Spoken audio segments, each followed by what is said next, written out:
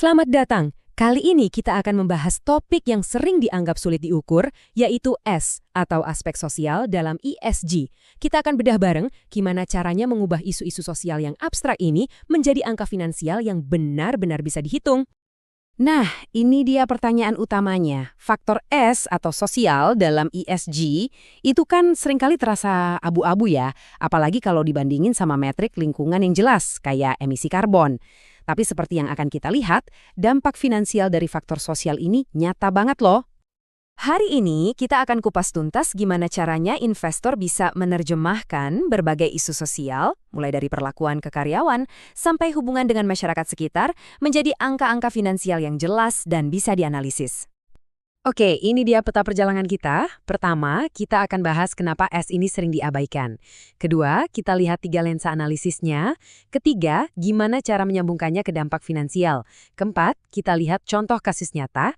Dan terakhir, kita rangkum semuanya dalam sebuah kerangka investasi praktis. Oke, kita mulai dari bagian pertama. Hal paling mendasar yang perlu kita pahami adalah gak semua isu sosial itu punya bobot yang sama untuk setiap perusahaan. Kuncinya ada di satu kata, materialitas. Bayangin aja materialitas ini kayak filter atau kacamata khusus buat investor.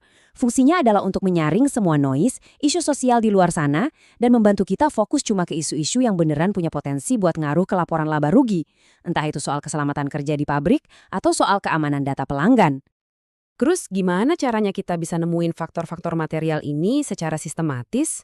Nah, kita bisa pakai kerangka 3 lensa yang sangat efektif. Kerangka ini akan membawa kita dari gambaran yang paling luas sampai ke detail spesifik sebuah perusahaan. Pendekatan ini sebenarnya mirip banget sama analisis investasi konvensional kok. Pertama, kita pakai lensa geografis. Ini kayak lihat dari sudut paling lebar. Gimana hukum perburuhan di negara itu? Ada isu HAM yang sistemik nggak? Ini pandangan makronya. Kedua, kita persempit pakai lensa industri. Setiap industri punya resiko sosial bawaan kan? Pertambangan pasti beda resikonya sama perusahaan teknologi. Baru deh yang ketiga kita zoom in pakai lensa perusahaan. Kita lihat langsung gimana kebijakan internalnya, budayanya, sampai cara mereka ngelola supplier. Kombinasi ketiganya ini ngasih kita gambaran resiko yang lengkap banget. Oke, kita udah punya kerangka analisisnya. Pertanyaan besarnya sekarang, gimana cara kita nyambungin semua wawasan sosial ini ke dalam model valuasi kita? Gimana cara menerjemahkannya jadi angka? Penting banget buat dicatat. Analisis sosial ini bukan sesuatu yang terpisah atau cuma tambahan. Justru ini jadi bahan bakar buat pilar-pilar utama analisis investasi. Ini mempertajam penilaian resiko kita, membantu kita menilai kualitas manajemen, bahkan mempengaruhi rasio keuangan, dan yang paling penting, jadi input langsung untuk model keuangan kita. Tabel ini nunjukin koneksi sebab akibatnya dengan sangat gampang. Coba kita ambil satu contoh ya, pelanggaran buruh di rantai pasok. Ini kan isu sosial. Apa konsekuensi finansialnya? Wah, macem-macem. Pendapatan bisa anjlok gara-gara boykot, reputasi merek hancur, dan ujung-ujungnya nilai perusahaan turun. Isu sosial yang tadinya abstrak, sekarang jadi kerugian yang nyata. Gini deh cara gampangnya. Makin berisiko suatu perusahaan secara sosial, investor pasti minta imbal hasil yang lebih tinggi kan sebagai kompensasi resiko. Nah, dalam dunia valuasi, permintaan imbal hasil yang lebih tinggi ini artinya discount rate-nya naik. Dan secara matematis kalau discount rate naik, ya valuasi perusahaannya pasti turun. Sesederhana itu hubungannya. Biar makin kebayang, yuk kita lihat beberapa contoh dari dunia nyata, di mana isu sosial ini benar-benar punya konsekuensi finansial yang besar. Contoh pertama, Amazon. Siapa sih yang nggak kenal? Raksasa teknologi, inovatif banget. Tapi di balik itu, ada resiko sosial yang signifikan terkait manajemen sumber daya manusianya. Resiko ini bisa berujung pada biaya tenaga kerja yang lebih tinggi, pemogokan, dan gangguan operasional. Kasus Apple dan pemasoknya, Foxconn, ini ngasih kita pelajaran penting. Tanggung jawab perusahaan itu mencakup seluruh rantai nilainya. Risiko bisa aja tersembunyi di supplier tingkat 3 atau 4, tapi dampaknya bisa langsung kena ke reputasi dan biaya operasional merek utamanya. Nah, kalau di kasus Thai Union ini, kita bisa lihat betapa cepatnya isu sosial bisa langsung menghantam angka penjualan. Ketika supermarket besar sebagai klien utama mereka melakukan boykot, pendapatan perusahaan langsung anjlok. Cepat dan dampaknya langsung terasa. Kasus Tesco ini menunjukkan kalau risiko itu bisa datang dari dalam.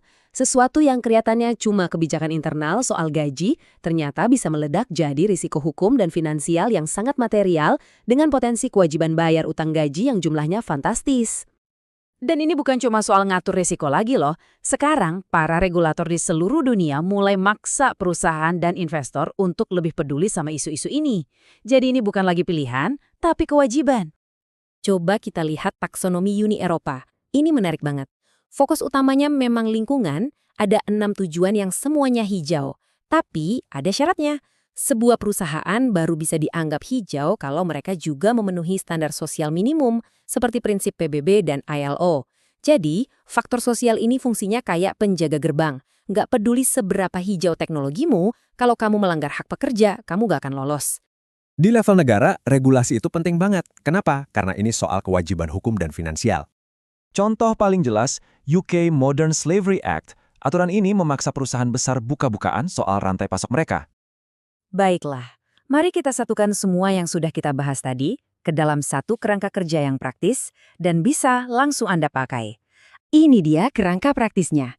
Tujuannya cuma satu, menghubungkan setiap isu sosial langsung ke angka-angka di laporan keuangan. Kita mulai dari penilaian risiko. Isu mana sih yang benar-benar penting? Lalu kita lihat gimana isu itu mempengaruhi rasio keuangan dan biaya operasional. Dan pada akhirnya, semua ini akan bermuara pada valuasi perusahaan di dalam model keuangan kita, entah itu lewat asumsi arus kas atau lewat kali discount rate yang lebih tinggi. Dari semua yang kita lihat, buktinya cukup jelas ya. Cara perusahaan memperlakukan manusianya bukan lagi sekedar catatan kaki. Ini adalah indikator krusial dari risiko, ketahanan, dan pada akhirnya nilai jangka panjang sebuah perusahaan. Kami harap pembahasan kali ini bisa ngasih Anda lensa yang lebih jernih untuk melihat faktor sosial dalam analisis Anda. Kalau ada pertanyaan, jangan sungkan ya, tulis saja di kolom komentar. Terima kasih sudah menyimak, dan sampai jumpa di pembahasan selanjutnya.